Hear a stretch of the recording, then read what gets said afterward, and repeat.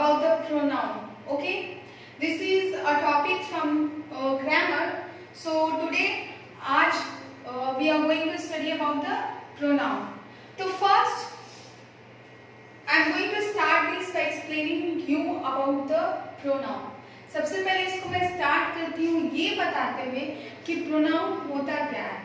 As we have already studied in class, in your previous classes, जैसे कि आप लोगों ने अपने पहले क्लासेस में ऑलरेडी पढ़ चुका है कि प्रोनाउन जो होता है एक ऐसा वर्ड होता है जो कि नाउन के जगह पर यूज किया जाता है.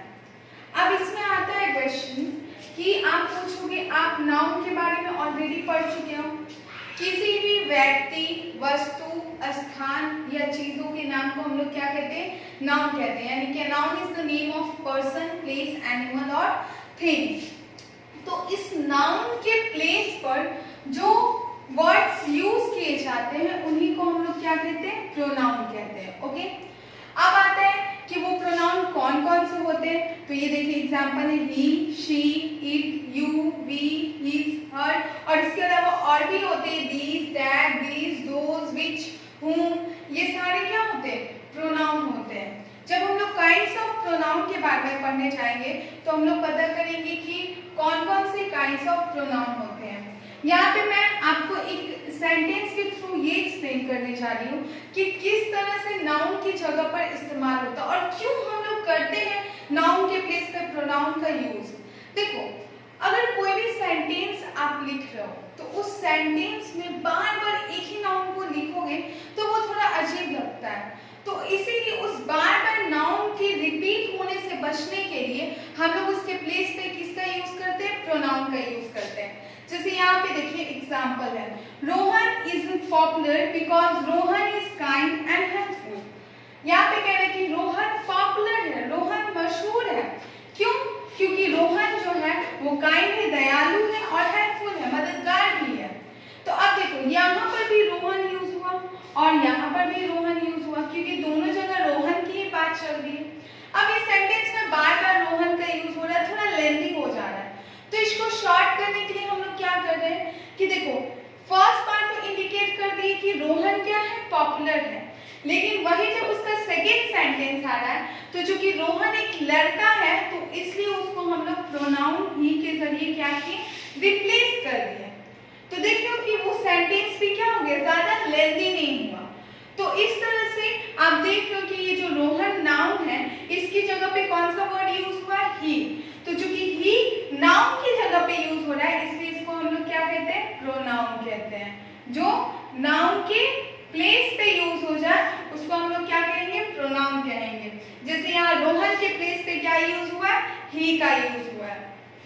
ओके, तो ये आप एक सेंटेंस के थ्रू एग्जांपल था. अब इसके बाद हम लोग पढ़ेंगे काइंड्स ऑफ प्रोनाउन, यानी प्रोनाउन के जो होते हैं कितने काइंड्स होते हैं. तो प्रोनाउन के आपके बुक में 6 काइंड्स दी हैं और आप अगर और हायर क्लासेस में जाओगे तो आपको और भी टोटल 10 काइंड्स ऑफ प्रोनाउन आपको पढ़ने के लिए मिलेंगे. ओके, अब यहाँ पे हम लोग काइंड्स ऑफ प्रोनाउन पढ़ते हैं जो कि आपके बुक के अकॉर्डिंग 6 काइंड्स ऑफ प्रोनाउन है. ठीक है, तो वन बाय वन उस प्रोनाउन के बारे में पढ़ते हैं. 6 काइंड्स ऑफ प्रोनाउन में क्या क्या है? तो वो आपका है personal pronoun, reflexive pronoun, emphatic pronouns, demonstrative pronoun, interrogative pronouns and relative pronoun. Okay, अब हम लोग पढ़ते हैं सबसे पहले आते पर्सनल प्रोनाउंस. देखो इससे पहले वाली क्लास में आपने जब पढ़ा होगा तो सबसे पहले आप लोग को कहीं भी काइंड्स ऑफ प्रोनाउन के बारे में पढ़ाया जाता होगा तो वहां पर्सनल प्रोनाउन सबसे पहले पढ़ाया जाता है. तो पर्सनल प्रोनाउन होता क्या है? तो ये पर्सनल प्रोनाउन जो होता है वो यूज होता है किसी भी पर्सन, व्यक्ति, एनिमल्स यानी जानवर, थिंग्स यानी चीज, वस्तु, उनके नाम की जगह पर जो प्रोनाउन हम लोग यूज करते हैं उसी को पर्सनल प्रोनाउन कहते हैं. ठीक है, अब यहाँ पे देखिए पर्सनल प्रोनाउन को जो है वो 3 पर्सन्स में बांटा गया. ठीक है, और वो 3 पर्सन्स कौन कौन से हैं? तो एक होता है आपका फर्स्ट पर्सन, दूसरा होता है आपका सेकेंड पर्सन और तीसरा होता है आपका थर्ड पर्सन। ओके, देखो अब ये है कि फर्स्ट पर्सन किसको कहते हैं, सेकेंड पर्सन किसको कहते हैं और थर्ड पर्सन किसको कहते हैं, उसके बारे में समझना है। देखिए फर्स्ट पर्सन कहता है कि फर्स्ट पर्सन वो प्रोनाउन होता है जो कि पर्सन स्पीकिंग यानी जो पर्सन बोल रहा है वो खुद के लिए जब प्रोनाउन यूज करता है तो उसको हम लोग क्या कहते हैं, फर्स्ट पर्सन कहते हैं। जैसे कि मैं बोल रही हूँ तो मैं अपने बारे में बताऊंगी, तो मैं कहूंगी कि आई एम अ टीचर, तो मैं खुद के लिए क्या यूज कर रही हूँ, आई का यूज कर रही हूँ। यानी कि जो पर्सन बोल रहा है वो खुद के बारे में जो प्रोनाउंस यूज करता है खुद के लिए, वो फर्स्ट पर्सन में आता है। ठीक है, अब देखो ये फर्स्ट पर्सन जिससे बातें कर रहा है, ठीक है, जिसके बारे में बता रहा है, तो pronouns use for the person spoken to, यानी कि जिससे बातें कर रहा है उसके लिए जो प्रोनाउन वो यूज करेगा वो क्या हो जाएगा, सेकेंड पर्सन में प्रोनाउन हो जाएगा। जैसे मान लो मैं किसी से बात करूं, मैं उसके लिए बोलूं कि you are a good boy, तुम क्या हो, अच्छे लड़के हो, तो वहां पे मैं जिससे बात कर रही हूँ उसके लिए वो प्रोनाउन यूज कर रही हूँ, तो वो कौन सा प्रोनाउन हो जाता है, सेकेंड पर्सन हो जाता है। ठीक है, और थर्ड पर्सन होता है कौन सा, तो देखो जब ये दोनों पर्सन अगर किसी तीसरे के बारे में बात कर रहा है उसको इंडिकेट करके, तो वो क्या हो जाता है, थर्ड पर्सन में। ठीक है, यानी जिसके बारे में बातें हो रही है, the pronounce used for the person spoken about, जिसके बारे में बातें हो रही है वो किस में हो जाता है, थर्ड पर्सन में। जैसे कि दो पर्सन से यहाँ पे बातें करेंगे, अगर कोई भी तीसरी चीज के बारे में, वो तीसरा चीज कोई घर हो, कोई पर्सन हो, अगर उससे रिलेटेड बात कर रहा है और कह रहे हैं वो दोनों के, oh look at this, it is a big house, वहां देखो वो एक बहुत बड़ा घर है, तो वो घर वहां पे क्या है, थर्ड पर्सन की यूज हो रहा है, तो देखो वहां पे मैंने क्या यूज किया, इट का यूज किया, it is a big house, तो वहां पे जिसके बारे में बातें कर रहा है उसको जब पॉइंट आउट कर रहा है तो वो किस में होता है, थर्ड पर्सन में। तो ये पर्सनल प्रोनाउंस का 3 काइंड्स होता है, 3 पर्सन्स में उसको बांटा गया है, फर्स्ट पर्सन, सेकेंड पर्सन और थर्ड पर्सन। फर्स्ट पर्सन जो खुद के बारे में बात करता है, जो पर्सन बोल रहा है वो फर्स्ट पर्सन, जिससे बोल रहा है वो सेकेंड पर्सन, और ये दोनों जिस चीज के बारे में बात कर रही है, किसी व्यक्ति के बारे में बात कर रहे हैं, तो वो थर्ड पर्सन होता है। अब देखो फर्स्ट पर्सन में सिंगुलर और प्लूरल, ठीक है, यानी अगर कोई एक पर्सन के लिए यूज हो रहा है तो उस समय क्या यूज होगा, और जब मोर देन वन पर्सन के लिए यूज हो रहा है तो उस समय क्या होगा। तो सिंगुलर है तो फर्स्ट पर्सन में आई, मी और माई का यूज होता है, और प्लूरल में वी, अस और आवर का होता है। ओके, उसके बाद सेकेंड पर्सन में यू और योर, सिंगुलर और प्लूरल दोनों में वही होता है। थर्ड पर्सन में सिंगुलर में आपका आ जाता है he, him, his, she, it, its, her, और प्लूरल में आ जाता है आपका दे, देम और देयर। ओके, तो ये आपका था पर्सनल प्रोनाउन। इसके बाद नेक्स्ट हम लोग आते हैं तो आपका रिफ्लेक्सिव प्रोनाउन। रिफ्लेक्सिव प्रोनाउन किसको कहते हैं, तो क्या है कि reflexive pronoun points back to the doer of an action. देखो कोई भी पर्सन अगर जो एक्शन कर रहा है, ठीक है, उस एक्शन, उस जो भी पर्सन यानी डूअर, करने वाला, करता, उस एक्शन को उस डूअर के को फिर रिफ्लेक्ट बैक कर रहा है, तो उसी को क्या कहते हैं, रिफ्लेक्सिव प्रोनाउन कहते हैं। ठीक है, जैसे कि I saw my self in the mirror, देखो यहाँ पे सब्जेक्ट या आई, वो खुद के लिए जो वो प्रोनाउन यूज कर रहा है, जो किसी काम को कर रहा है वो खुद के लिए जो प्रोनाउन यूज कर रहा है उसी के लिए क्या कहते हैं, रिफ्लेक्सिव प्रोनाउन कहते हैं। ठीक है, वापस से लौट के वो प्रोनाउन उस डूअर के लिए ही क्या कर रहा है, जो काम करने वाला है, जो करता है, उसके प्रति रिफ्लेक्ट हो रहा है, तो उसी को रिफ्लेक्सिव प्रोनाउन कहते हैं। जैसे I saw my self in the mirror, ये पर्सन ये खुद को मिरर में देख रहा है, तो यहाँ क्या हो गया, माई सेल्फ। ठीक है, ये इस वो देख रहे हैं जो पर्सन, वो खुद के लिए माई सेल्फ यहाँ पे रिफ्लेक्ट हो रहा है। उसके बाद शी हर्ट हरसेल्फ, उसने चोट पहुंचाई, लेकिन किसको, खुद को ही चोट पहुंचाई। ठीक है, तो ये इसी को वापस से ये रिफ्लेक्ट कर रहा है प्रोनाउन, तो ये क्या है, रिफ्लेक्सिव प्रोनाउन है। ओके, नेक्स्ट आपका आता है इम्फेटिक प्रोनाउन।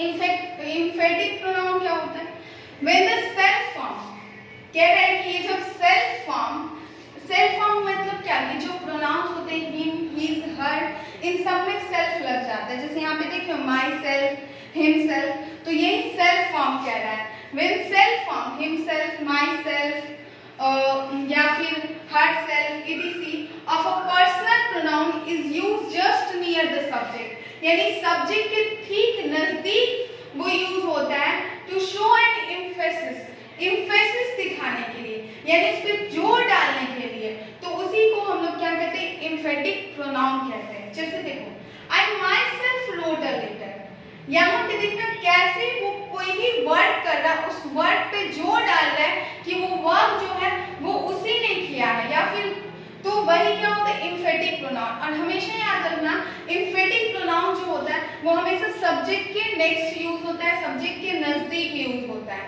ठीक है। जैसे यहाँ पे देखो I myself wrote a letter, मैंने लेटर लिखा, लेकिन मैंने खुद से ही लेटर लिखा, तो यहाँ पे वो चीज, वो काम को करने के लिए वो जोर दे रहा है कि वो जो लेटर है वो उसी के द्वारा लिखा गया है, तो वो क्या है, एम्फेटिक प्रोनाउन है। शी हरसेल्फ केम हियर, वो यहाँ आई, वो खुद से ही यहाँ आई, उसको किसी ने बुलाया नहीं, शी हरसेल्फ कम हियर, वो खुद से ही यहाँ आई, तो ये क्या है, एम्फेटिक प्रोनाउन है। तो एम्फेटिक प्रोनाउन और रिफ्लेक्सिव प्रोनाउन जो है इसमें कंफ्यूज नहीं होना है, क्योंकि एम्फेटिक प्रोनाउन यहाँ पे कह रहा है कि वो सब्जेक्ट के नजदीक ही प्लेस किया जाता है एम्फेटिक प्रोनाउन को, ठीक है। और रिफ्लेक्सिव प्रोनाउन में जो एक्शन है वो वापस से, जो आपका प्रोनाउन जो होता है वो वापस उस डूअर पे ही आ जाता है, वापस से रिफ्लेक्ट कर जाता है, तो उसी को रिफ्लेक्सिव प्रोनाउन कहते हैं। तो ये दो है, रिफ्लेक्सिव और एम्फेटिक प्रोनाउन। इसके बाद नेक्स्ट आता है डेमोन्स्ट्रेटिव प्रोनाउन। डेमोन्स्ट्रेटिव प्रोनाउन किसको कहते हैं, तो डेमोन्स्ट्रेटिव प्रोनाउन वो प्रोनाउन होता है जो किसी भी थिंग को, ठीक है, पर्सन्स, थिंग्स, उसको पॉइंट आउट करता है, इंडिकेट करता है, तो उसी को हम लोग क्या कहते हैं, डेमोन्स्ट्रेटिव प्रोनाउन कहते हैं। जैसे कि दिस इज अ काउ, वो एक गाय है, यानी उसको पॉइंट आउट करके बताना है कि वो एक गाय है, तो यहाँ पे दिस क्या है, डेमोन्स्ट्रेटिव प्रोनाउन है।